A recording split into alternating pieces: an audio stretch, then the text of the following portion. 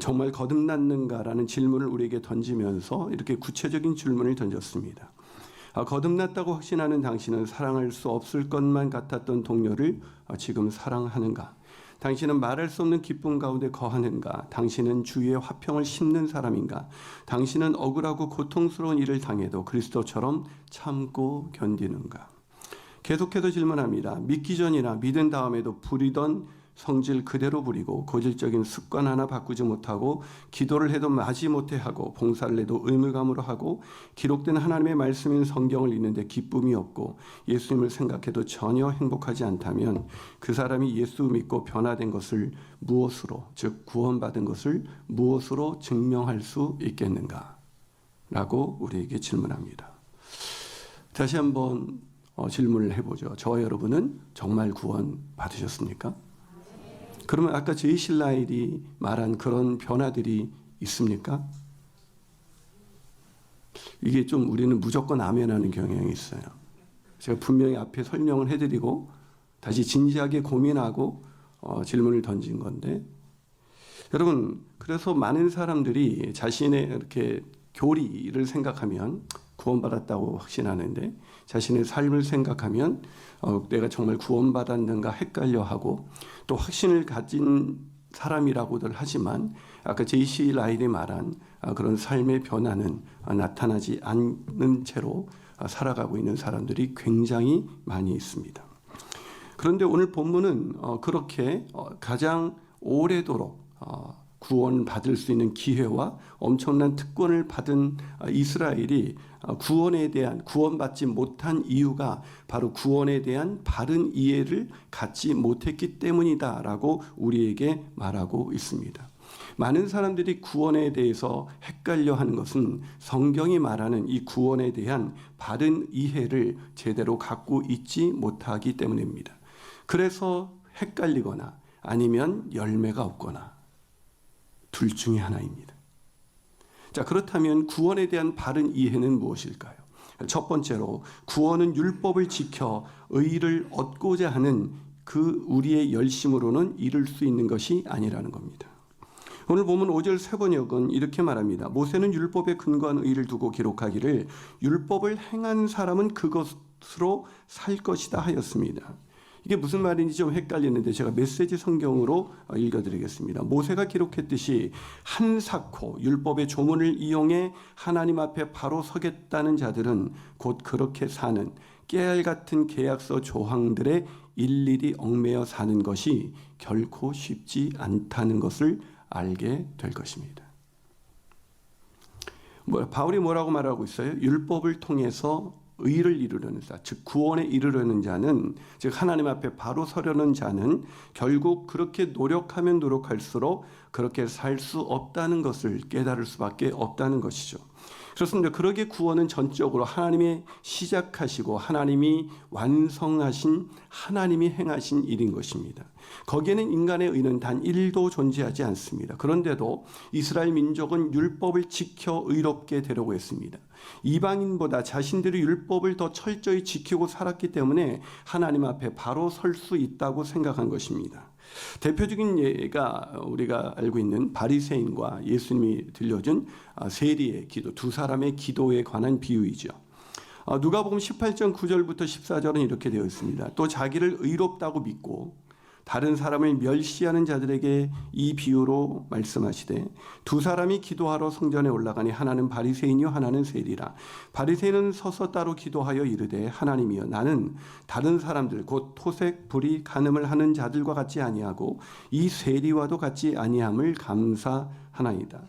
나는 일에 2번씩 금식하고 또 소득의 11조를 드리나이다 하고 세리는 멀리 서서 감히 눈을 들어 하늘을 쳐다보지도 못하고 다만 가슴을 치며 이르되 하나님이여 불쌍히 여기소서 나는 죄인이로소이다 하였느니라.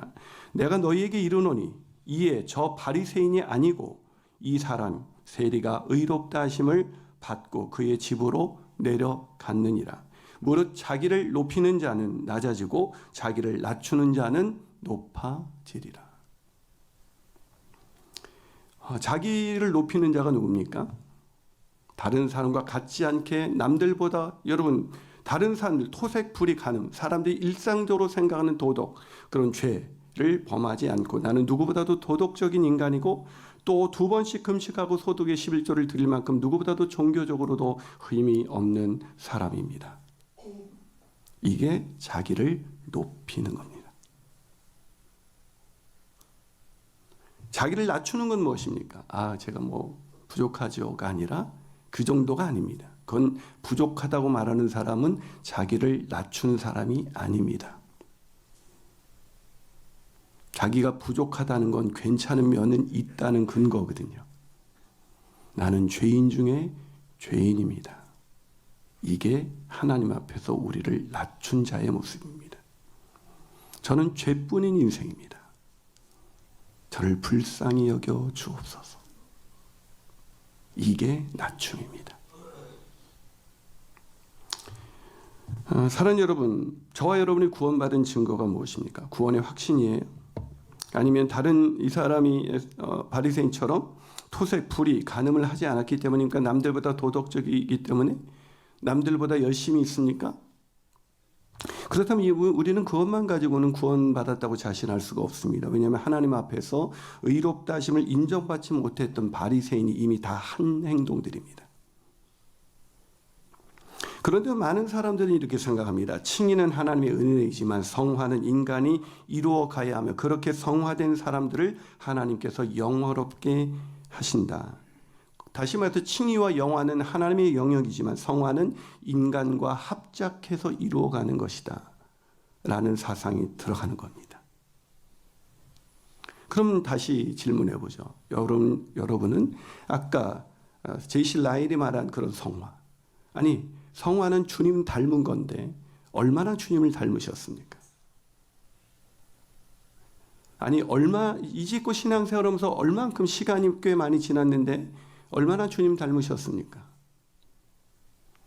질문을 바꿔보죠. 얼마의 시간을 들이면 더 주님 닮을 수 있겠습니까? 한 70쯤 되면 80? 90? 아니 죽기 전에는 우리는 저 사람은 정말 주님을 닮은 사람이야 라는 모습으로 이 세상을 마무리할 수 있을까요? 여러분, 구원, 다시 말씀드리지만 구원, 칭의, 성화, 영화, 이것은 그 어느 하나도 인간의 행위가 아니라 전적인 하나님의 은혜요, 하나님의 열심이요, 하나님의 역사인 것입니다. 아멘이십니까? 율법을 주신 이유는 율법을 통해 죄를 깨닫고 세리처럼 자신의 가슴을 치며 회개하며 하나님 나를 불쌍히 여겨주소서라고 고백할 수, 진짜로 깨닫고 그렇게 고백할 수 있게 하기 위해서 주신 것이 율법입니다. 하지만 안타깝게도 이스라엘 민족은 바리새인의 기도에 나타난 모습처럼 율법의 조문을 남들보다 더 많이, 남들보다 도덕적이고 남들보다 더 종교적인 열심이 있기 때문에 그것이 하나님 앞에 바로 서는 것이다라고 생각한 겁니다. 누더기 같은 의의를 앞세워 자신의 의로움을 증명해내는 열심에서 여전히 벗어나지 못한 채 열심히 자기 나름대로 누구보다도 의롭게 살려고 노력했던 것입니다. 구원이 전적인 하나님의 은혜로 주어지는 것이지 율법을 지켜서 의롭게 될 육체가 하나도 없다는 성경의 말씀을 정면으로 부인하면서 자신의 행위로 의를 세워서 하나님 앞에 바로 세우려는 것이 교만이고 그게 죄 중에 죄고 그것이 바리새인들, 이스라엘 민족이 구원받지 못했던 결정적인 이유였던 것입니다. 다시 말씀드립니다. 이제 로마서가 많이 진행되는 이 시점에서 구원이 단 1이라도 인간의 행위에 노력이 보태져야 돼요. 그래도 인간이 노력해야 한다고 생각하면 여러분 그 율법을 지켜서 의롭게 되십시오. 그렇지 않습니다. 전적인 하나님의 은혜인 겁니다. 두 번째로 구원에 대한 바른 이해는 무엇일까요? 구원은 하나님이 우리를 위해 하신 일과 하실 일을 받아들이는 겁니다. 이미 행하신 일과 오늘도 우리 안에서 하시고 계시는 일을 받아들이는 겁니다. 오늘 보면 5절, 8절, 5절에서 8절을 세 번역으로 읽어드리겠습니다. 모세는 율법에 근거한 의를 두고 기록하기를 율법을 행한 사람은 그것으로 살 것이다. 모세가 말한 거예요. 너 율법 지켜서 의롭게 되려고 그래? 그럼 그걸로 지켜서 의롭게 돼. 라고 모세가 말했다는 겁니다. 김 목사가 말한 게 아니라. 그러나 믿음에 근거한 의, 자, 율법에 근거한 의와 믿음에 근거한 의를 비교하고 있죠. 두고는 이렇게 말합니다. 너는 마음속으로 누가 하늘에 올라갈 것이냐라고 말하지 말아라. 그것은 그리스도를 끌어내리는 것이다. 또 누가 지옥에 내려갈 것이냐고 말하지도 말아라. 그것은 그리스도를 죽은 자 가운데서 끌어올리는 것이다. 그러면 그것은 무엇을 뜻합니까? 하나님의 말씀은 내게 가까이 있다. 내 입에 있고 내 마음에 있다는 말씀이 있습니다. 이것은 우리가 전파하는 믿음의 말씀입니다. 이게 5절과 8절이 율법에 근거한 의와 믿음에 근거한 의를 대조하고 있습니다. 그 대조에서 앞에 부분이 좀 헷갈리지. 이게 무슨 말이냐. 즉 마음속으로 어떻게 하늘에 올라갈 거냐, 어떻게 지옥에 내려갈 것이냐, 그렇게 어렵게 생각하지 마.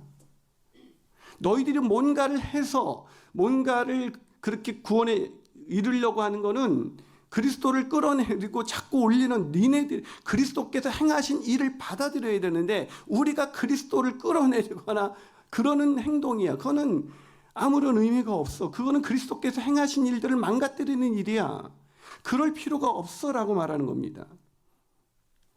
그러면서 율법을 지켜서 그렇게 의롭게 되는 것은 그렇게 너희들이 힘써서 뭘 하늘에 올라갔다 지옥에 내려갔다 그런 어떤 그렇게 힘든 일이 아니야. 그건 너무 쉬운 일이야 라고 말하고 있는 겁니다. 다시 말해서 예수 그리스도께서 죽은 자 가운데서 살리신 일을 우리를 죄값을 대신 치르시고 십자가에서 죽으시고 다시 부활하셔서 우리를 의롭다 하신 일을 마음으로 받아들이는 일은 너무나 쉬운 일이야. 네 가까이 있어. 가까이 있는데 못 참고 살 때 우리가 얼마나 안타깝습니까? 멀리서 찾아요. 너무 쉬운 일이라는 건 우리가 할 게 없다는 겁니다. 왜요? 구원은 전적으로 하나님이 행하신 일, 그리고 지금도 우리 안에서 행하시는 일이기 때문입니다. 그것을 마음으로 믿고 받아들이는 겁니다. 그래서 칭의도 하나님이 행하신 일이고 성화도 우리 안에서 지금 내주하시면서 하나님이 날 이끌어 가시면서 하나님이 나를 만들어 가시는 그 삶의 모든 여정이 성화로 이끌어 가시는 하나님의 역사인 것입니다. 아멘이십니까? 구원은 내가 이루는 일이 아니라 오늘도 내 안에 계신, 내 안에 들어오신 성령께서, 주님께서 내 안에서 행하시는 일이 성화인 것입니다. 관점이 완전히 다릅니다. 오늘 본문 9절과 10절을 그래서 메시지 성경은 이렇게 말합니다. 우리가 전하는 메시지의 핵심이 이것입니다. 하나님을 받아들이며 예수가 나의 주님이시다라고 말하십시오. 예수를 죽은 자 가운데서 살려내실 때 하셨던 일을 지금 우리 안에서도 행하고 계신 하나님의 일, 즉 죽은 자 가운데서 예수를 살리신 것 같이 하나님이 지금도 우리 안에서 행하고 계시는 그 하나님의 일을 마음과 몸을 다해서, 우리가 만들어낸 어떤 일이 아니라 하나님의 일을 마음과 몸을 다해서 받아들이십시오. 그렇습니다. 바로 그것입니다. 이는 여러분이 무언가 해내는 것이 아닙니다. 밑줄 쫙 별표 5개 이번 수능에 나옵니다. 왜 성경이 분명하게 해석하지 않아도 나와 있는 이 말을 왜 왜곡하십니까? 인간의 교만입니다. 그래도 내가 좀 해드려야지. 여러분이 무언가를 해내는 것이 아닙니다. 여러분은 그저 하나님을 소리내어 부를 뿐입니다. 그분께서 여러분을 뭐라고 부르는 거예요? 주님, 나를 불쌍히 여기소서. 주님, 나는 죄인입니다.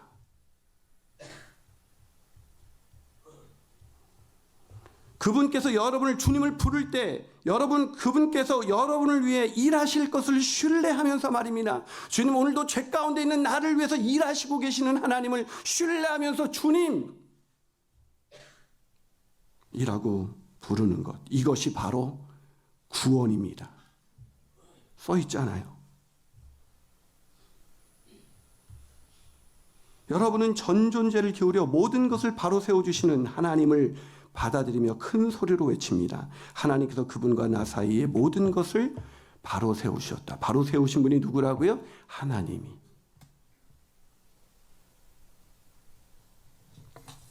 사랑하는 여러분, 구원은 우리가 해내는 것이 아닙니다. 우리가 해내는 것이면 구원은 완전할 수 없습니다. 구원은 영원할 수 없습니다. 칭의도 성화도 영화도 우리가 해내는 것이 아니라 하나님이 우리 안에서 행하신 일이고 해내고 계실 일이고 지금도 하고 계시는 일인 겁니다. 그렇기 때문에 우리는 그분을 부르기만 하면 됩니다. 주님 나를 불쌍히 여겼어. 그래서 오늘 본문 13절에 어떻게 끝나니까 주님의 이름을 부르는 자는 누구든지 구원을 얻으리라.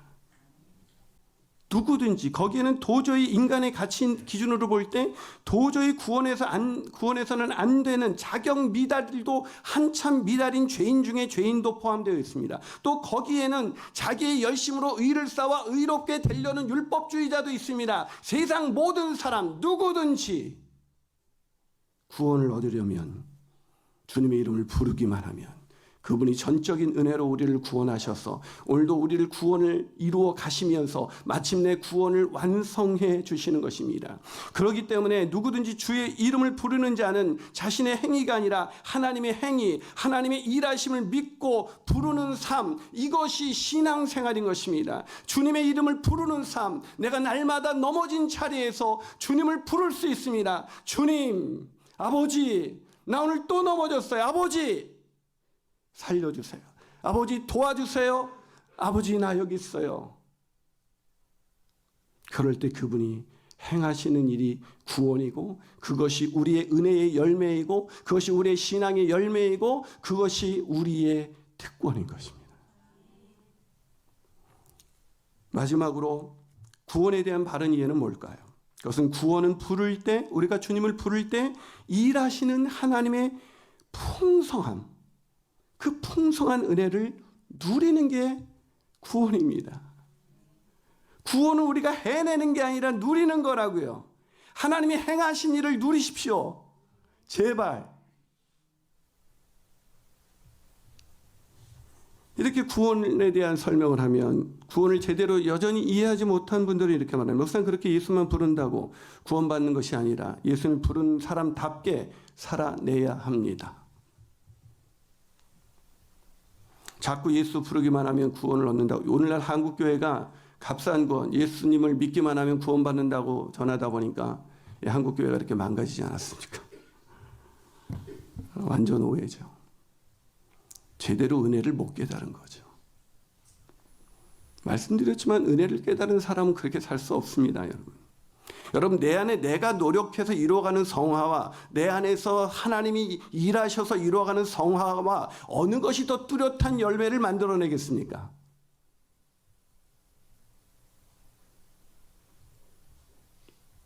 안 믿는 거예요. 제대로 부르지 않은 겁니다. 여러분 믿음은 예수님을 부르는 것입니다. 내가 뭘 해내는 게 아닙니다. 이 말을 잘 이해하지 못하기 때문에 여전히 그런 질문에서 벗어나지 못합니다. 박영선 목사님이 다시 보는 로마서에서 이런 얘기를 합니다. 신자들이 하는 가장 큰 오해는 믿음에 대한 것입니다. 자기의 믿음을 의심하는 것이죠. 완벽하고 싶고 안심하고 싶어서 믿음을 누리지 못합니다. 내가 좀 더 열심히 해야 하나님의 자녀다 올 텐데 믿음을 자꾸 자기 행위의 열심으로 이해하니까. 사랑하는 여러분 믿음을 누리고 계십니까?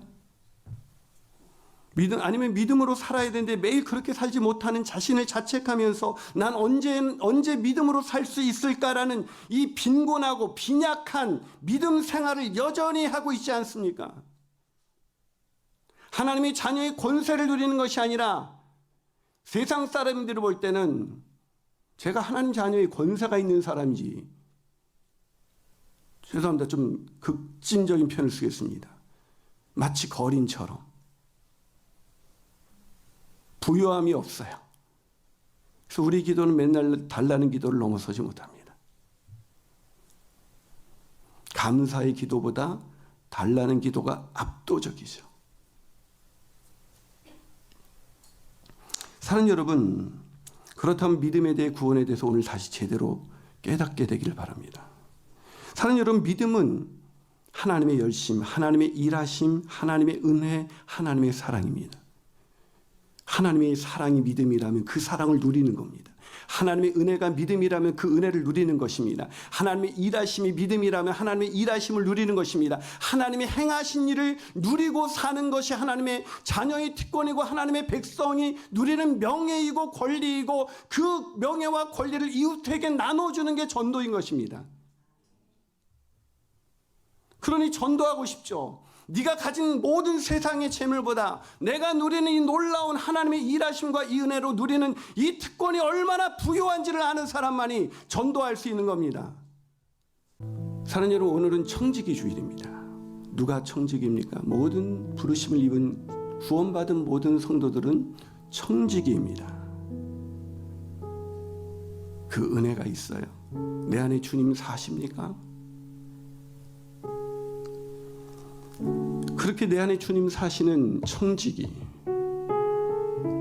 그래서 우리는 그 구원의 은혜에 감격해서 오늘 나를 위해서 살아갈 때, 나를 위해서 하나님을 이용하면서 살아갈 때 오는 모든 근심과 걱정과 염려와 두려움을 벗어버리고 나를 사랑하사 나를 위하여 자기 몸을 아낌없이 내어주신 그 하나님의 은혜, 그 하나님의 사랑, 하나님의 구원으로 인해서 날마다 기쁨을 이기지 못하며 섬김의 자리에 가는 것이 가장 큰 특권이고 수고의 땀을 흘릴 수 있고 내 자신과 내 자신의 전부와 아니 나의 시간과 나의 열정과 나의 재물을 아니 주께서 주신 것을 다시 되돌려 주를 위하여 우리가 쓰여질 수 있는 것, 이것이 우리의 인생의 가장 큰 행복이고 가장 큰 기쁨이기에 오늘 청지기로 이 자리에 나를 부르셨다는 것이 너무나 감격스러운 일이고 그 감격 때문에 내가 너무나 부족하고 할 일이 없지만 그렇게 쓰임받게 해주시는 하나님의 은혜로 오늘도 기뻐하며 주님께 나가면서 주님 이 무익한 종을